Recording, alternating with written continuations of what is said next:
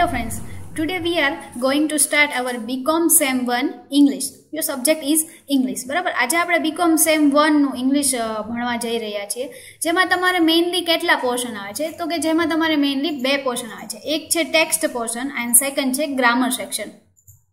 Text પોર્શનમાં તમારે particular 1 to 5 units આવે છે એન્ડ દેન ગ્રામર સેક્શનમાં તમારે 1 to 5 ટોપિક્સ આપે છે.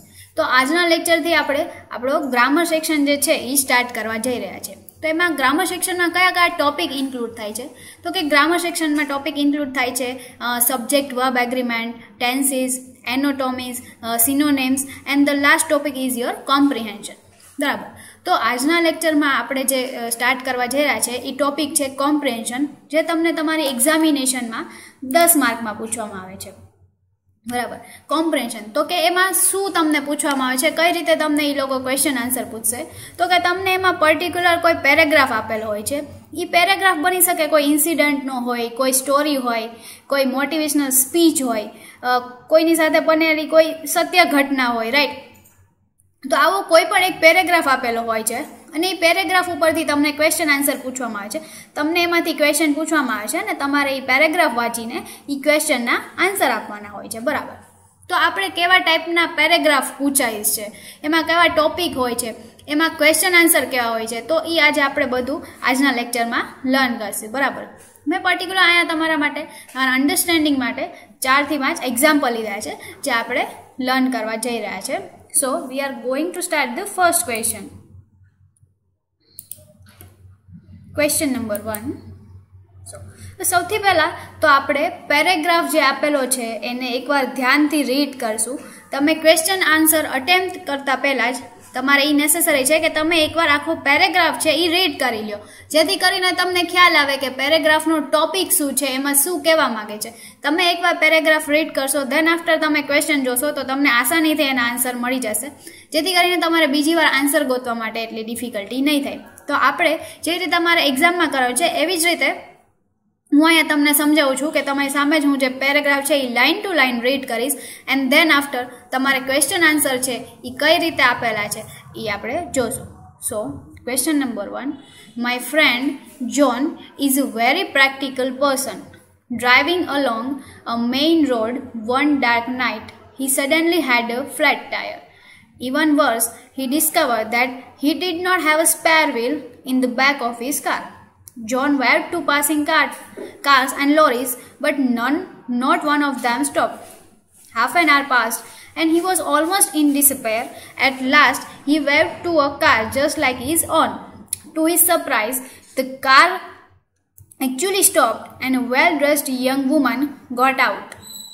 John was terribly disappointed. How could a person like this possibly help him? The lady, however, offered him her own spare wheel, but John had to explain that he had never changed a wheel in his life. She set to work at once and fitted the wheel in a few minutes, while John looked on in admiration. બરાબર, તો આપણો જે આખો topic છે, આવડો આજે આપણે paragraph read કરાયો છે, તમને આ પેરેગ્રાફ આ જ સાઇઝમાં પૂછવામાં છે, બહુ કોઈ લોંગ પેરેગ્રાફ તમને પૂછવાના નથી. તો સૌથી પહેલાં તો આપણે પેરેગ્રાફ રીડ કર્યો તો આપણને શું ખ્યાલ આવ્યો તો કે આ પેરેગ્રાફમાં શું કહેવા માંગે છે, જોન નામનો કોઈ વ્યક્તિ છે, એ બહુ પ્રેક્ટિકલ પર્સન છે. બરાબર, એની પાસે બધી વસ્તુ અવેલેબલ હોય છે, બટ એકવાર જ્યારે એ ડ્રાઇવિંગમાં જતો હોય છે ત્યારે એનું ટાયર છે એ ફ્લેટ થઈ જાય છે, એટલે કે એમાં પંચર થઈ જાય છે. સો અને એની પાસે એક સ્પેર વ્હીલ બી નથી હોતું. એ કાર પાસેથી ઘણા બધા લોકો પાસેથી હેલ્પ માંગે છે, બટ કોઈ નથી આપતા. બટ લાસ્ટમાં એક લેડી છે જે એની હેલ્પ કરે છે, બટ એને ડિફિકલ્ટી શું હોય છે તો કે એની ડિફિકલ્ટી હોય છે કે જ્યારે એની લેડી જે હેલ્પ કરે છે એને ઓફર કરે છે જે એની પાસે સ્પેર વ્હીલ હોય છે એ. બટ જોન માટે ડિફિકલ્ટી એ હોય છે કે એને એની લાઈફમાં કોઈ દિવસ સ્પેર વ્હીલ ચેન્જ કરેલું નથી. સો ધેન આફ્ટર એ લેડી એને હેલ્પ કરે છે સ્પેર વ્હીલ ચેન્જ કરવામાં, અને આ જે આખો ટોપિક છે એ કહેવામાં આવે છે. તો હવે આના ઉપરથી તમને ક્વેશ્ચન આન્સર કઈ રીતે પૂછી શકે. So let us look at the question answer of this topic. તો કે ફર્સ્ટ છે, બરાબર, first question, what sort of person is John. કે જોન છે એ કયા ટાઈપનો પર્સન છે. તો તમે જોવા જશો આગળ પેરેગ્રાફમાં તો એમાં પહેલી લાઇનમાં જ કીધેલું છે કે my friend John is a very practical person. જે તમારા આ ક્વેશ્ચનનો આન્સર છે. that Mr. John is a very practical person. Second, what did John discover? That answer is John discovered that he did not have a spare wheel in the back of the car. જે આપણે paragraph વાંચ્યો જેમાંથી આપણને ખ્યાલ આવી જાય છે. Third, for how long did John wave to passing cars who stopped in the end? જો આપણે પેરેગ્રાફ વાંચ્યો તો મને ખબર પડી કે હાફ એન આવર સુધી જોન છે એ પાસિંગ કારમાં વેઇટ કરે છે. પાસિંગ જે કાર્સ છે બરાબર એ લોકોનો વેઇટ કરે છે, બટ એને કોઈ બી કાર ઊભી રહેતી નથી. અને લાસ્ટમાં in the end a well dressed young woman was stopped, એટલે કે જે વુમન છે એ સ્ટોપ થાય છે.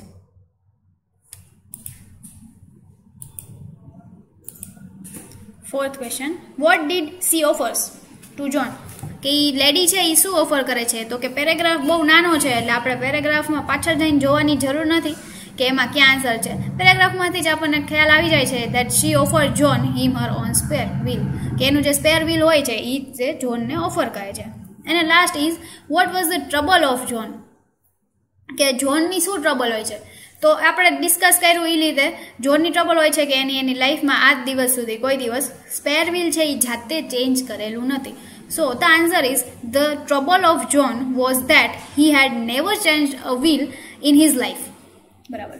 તો આ ટાઈપના તમને બેઝિકલી ક્વેશ્ચન પૂછે છે. આ કોમ્પ્રિહેન્શનના માર્ક્સ તમને આવે છે 10 માર્ક્સ. તો જો તમે બહુ શાંતિથી પેરેગ્રાફ રીડ કરશો બરાબર, ધેન આફ્ટર તમે જે ક્વેશ્ચન છે એના આન્સર આપવા જશો તો તમે ઇઝીલી ફાઇન્ડ તમે આન્સર ઇઝીલી કરી શકશો પેરેગ્રાફમાં. એમાં બહુ કાંઈ ડિફિકલ્ટી નહીં થાય. બટ મેઇન થિંગ ઇઝ કે તમે જે ગ્રામર યુઝ કરો છો બરાબર એ ગ્રામર પરફેક્ટ હોવું જોઈએ. ઓર બને એટલું પરફેક્ટ રાખો, એકદમ પરફેક્ટ ના પોસિબલ હોય તો બને એટલું પરફેક્ટ રાખો, જેથી કરીને તમારા જે 0.5 કે એવા માર્ક્સ બી છે કટ ના કરી શકે.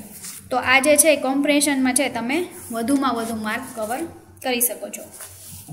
સો આ હતો question number 1. Let us going to see the question number 2. Okay, I am going to read this question. It was the ambition of an 11-year-old boy in Kansas City to be an engine driver. Born without arms, he had been to special schools where he learned to use his feet as hands. He spent all his spare time watching trains, and one day his dreams come true.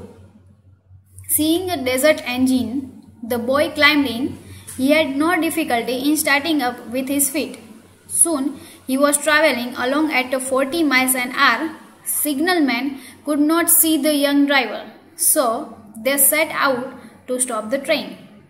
Meanwhile, the boy reached Missouri, stopped the engine himself, and then made it go backwards. When he was near home, a railwayman caught up with the engine and stopped it. At first, he was very angry, but he smiled when the boy said simply, "I like trains." "Well, I'm glad you don't like planes," answered the railwayman. તો આ આખો જે paragraph છે બરાબર એમાં આપણને કોના વિશે જણાવવામાં આવ્યું છે?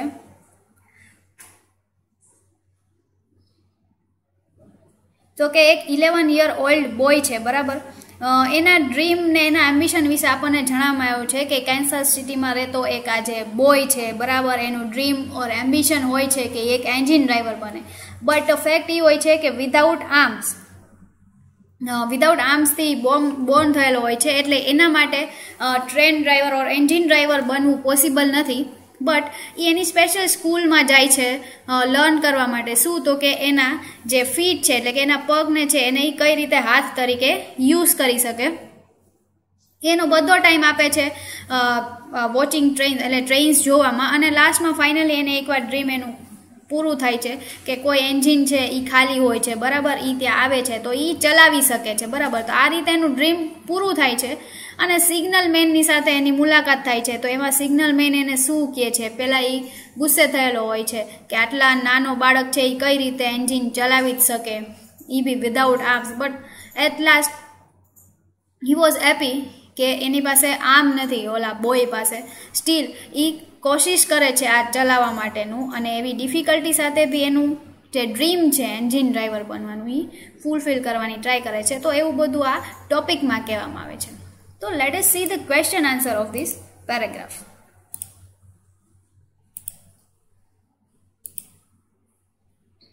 So, the first question is, what was the ambition of the 11-year-old boy of Kansas City? તો કે એમ્બિશન શું છે? તો કે તમને પેરેગ્રાફ છે એની ફર્સ્ટ લાઇનમાં જ જોવા મળી જશે that it was the ambition of an 11-year-old boy in Kansas City to be an engine driver. જેનો આન્સર છે એ તમને તમારા પેરેગ્રાફના ફર્સ્ટ લાઇનમાંથી જ ખબર પડી જાય છે.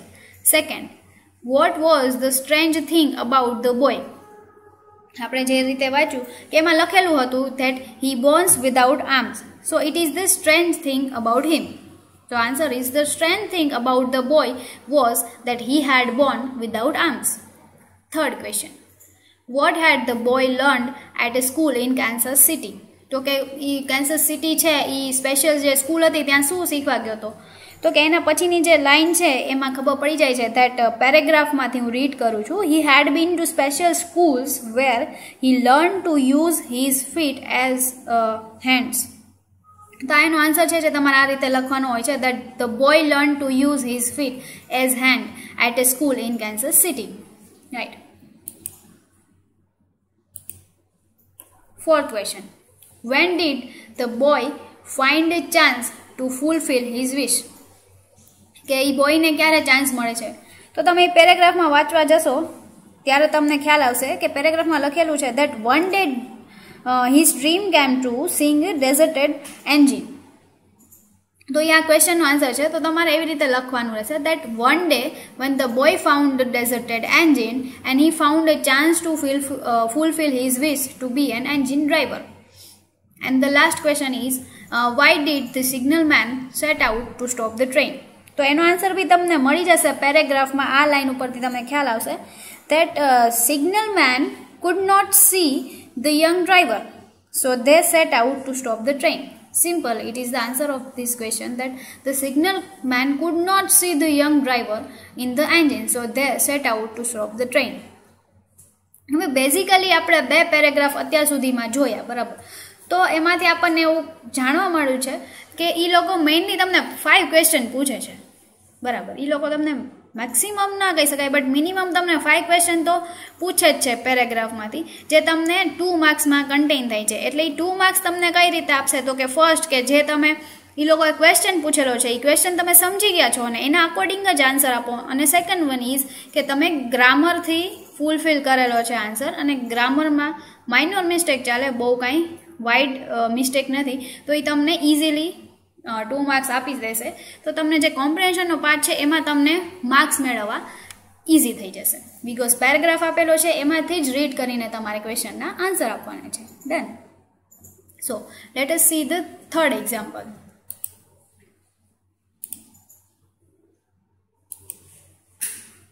Third example. Okay.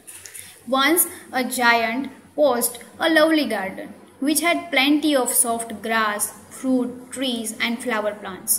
Birds sang song in the garden. It was like heaven, and the giant was proud of that. However, the giant was greedy and jealous and did not allow anybody to enter the garden. Once, when the giant had gone away to see a friend, children managed to get into the garden and play there. When the giant returned after a few days, he saw children singing and dancing in his garden. He ran to them, roared at them, and ordered them to leave. The children ran out through a wall in the wall. They themselves had made the hole to enter the garden. The garden was quiet again, but day after day, the tree began to shed their fruits and leaves. The flower plants to turn dry, and the birds flew away. The garden becomes barren. The giant was jealous and hated the children, so nature punished him. તો કે આ પેરેગ્રાફમાં આપણને શું વાત કહેવામાં આવેલી છે? તો કે એક જાયન્ટની વાત કરવામાં આવેલી છે જેની પાસે એક બહુ સારું એવું ગાર્ડન હોય છે, બરાબર? એ ગાર્ડનમાં એટલા ફ્રૂટ્સ હોય છે, એટલા ટ્રીઝ હોય છે, ત્યાંનું વાતાવરણ બહુ સારું હોય છે. એ ગાર્ડનમાં ઘણા બધા ટ્રીઝ ને ફ્લાવર પ્લાન્ટ્સ હોવાને લીધે ત્યાં પક્ષીઓ આવે છે, બરાબર. એ પક્ષીઓ ત્યાં ગીત ગાતા હોય છે, એના સુરીલા જે અવાજ હોય છે ડિફરન્ટ ટાઈપના પક્ષીઓના, એ બધાય ત્યાં હોય છે. તો આખું જે એન્વાયરમેન્ટ છે જાયન્ટના ગાર્ડનનું, બરાબર, એ આપણને આમાં એક્સપ્લેન કરવામાં આવ્યું છે કે કઈ રીતે જે જાયન્ટનું ગાર્ડન છે એ આખું ફૂલફિલ હોય છે. બટ ધ ફેક્ટ ઇઝ કે જાયન્ટ જે છે, બરાબર, એ બહુ જેલિસ ટાઈપનો માણસ છે, ગ્રીડી એન્ડ જેલિસ, કે જે બીજા કોઈ બહારના લોકોને જે અલાવ જ નથી કરતો એના ગાર્ડનમાં આવવા માટે, બિલકુલ અલાવ જ નથી કરતો. અને જ્યારે એક દિવસ એ જાયન્ટ છે એ એના ફ્રેન્ડના ઘરે જાય છે ત્યારે તેને આજુબાજુમાં રહેતા જે છોકરાઓ છે એ ગાર્ડનમાં અંદર એન્ટર થવા માટેનો કોઈને કોઈ રસ્તો ગોતી લે છે. એટલે કે દિવાલમાં એ લોકો એક વોલ પાડે છે જેના થ્રુ એ અંદર એન્ટર થાય છે. જ્યારે જાયન્ટ પાછો આવે છે ત્યારે એ લોકોને જોવે છે કે છોકરાઓ છે એ બહુ સરસ રીતે નાચી રહ્યા છે, ગાઈ રહ્યા છે, બરાબર, એના ગાર્ડનમાં. Because of he was so jealous, he ran to them and rode to them, કે એ લોકો પાસે જાય છે, દોડીને એ છોકરાઓ પાસે જાય છે અને એ લોકોને ખીજાય છે અને એ લોકોને કહે છે કે તમે ગાર્ડનમાંથી જતા રહો. તો ચિલ્ડ્રન છે એ લોકો જે બાળકો હતા એ ત્યાંથી જતા રહે છે. બટ ધેન આફ્ટર શું થાય છે કે થોડાક દિવસ પછી અથવા તો દિવસ પછી દિવસ જેવી રીતે વીતતો જાય છે એવી રીતે ગાર્ડનનું જે આખું ફૂલફિલમેન્ટ હતું કે બહુ સારું એવું સોફ્ટ ગ્રાસ હતું, ફ્રૂટ્સ હતા, ટ્રીઝ હતા, ફ્લાવર પ્લાન્ટ્સ હતા, એના ગાર્ડનમાં બર્ડ્સ આવતા, જે લોકો બી ગાતા, આ બધાય છે એ જતા રહે છે. બિકોઝ કે જે અસલી ખુશી છે, બરાબર, એ છોકરાઓના નાચવા ગાવાથી હતી અથવા તો કોઈના આવવા કરવાથી હતી જે નેચરને અસર કરતી હતી. બટ જાયન્ટને તે નહોતું ગમતું, એટલા માટે એણે બાળકોને કાઢી નાખ્યા. તો એના માટે એને નેચર કઈ રીતે પનિશ કરે છે તો કે પછી એના જે ઝાડવાઓ છે એમાં કાંઈ એટલો ગ્રોથ નથી રહેતો, એના ફ્લાવર્સ એટલા નથી રહેતા, બરાબર છે. હવે જે બર્ડ છે એ બધાય ત્યાંથી ઉડી જાય છે તો એને પનિશ કરે છે. તો એના માટેની આખી જે સ્ટોરી છે એ આપણને આ પેરેગ્રાફમાં આપેલી છે. So let us going to see the question answer of this paragraph. First question, what was the giant proud of his garden? હવે જ્યારે તમે પેરેગ્રાફમાં વાંચો છો, બરાબર, ત્યારે તમને ખ્યાલ આવે છે, હું પેરેગ્રાફમાંથી રીડ કરું છું, that once a giant posed a lovely garden. આજે એની ફર્સ્ટ લાઇન છે, એના પછી નેક્સ્ટ લાઇન છે, which had plenty of soft grass, fruit trees and flower plants. Birds sang song in the garden.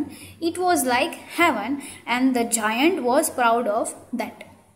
તો આજે તમારો પહેલો ક્વેશ્ચન છે that why was the giant proud of his garden, એનો આન્સર તમને અહીંયાથી મળી જાય છે. that the giant was proud of his garden because the garden had plenty of soft grass, fruit, trees and flower plants. Birds sang song in the garden and it was like heaven. Done. તો આવી રીતે તમારે answer present કરવાનો હોય છે. Second, how did the children enter the garden? તો એનો answer છે જે તમને પેરેગ્રાફમાંથી ક્યાંથી મળશે તો કે they themselves had made the hole in to enter the garden, કે જે ચિલ્ડ્રન છે એ લોકોએ હોલ બનાવેલું છે. તો બસ સેમ આન્સર તમારે લખવાનું છે that the children had made a hole to enter the garden, entered the garden through it, કે જે હોલ બનાવે છે એ હોલના થ્રુ એ અંદર એન્ટર થાય છે. Third, why did the giant order to children to leave his garden? Because the giant saw children singing and dancing in his garden, so he ordered them to leave his garden. Fourth question, what punishment did the giant get for his cruel treatment of the children? કે જાયન્ટને શું punishment મળે છે એના જે ક્રૂલ જે behaviour એને children સાથે કરેલો છે એના માટે.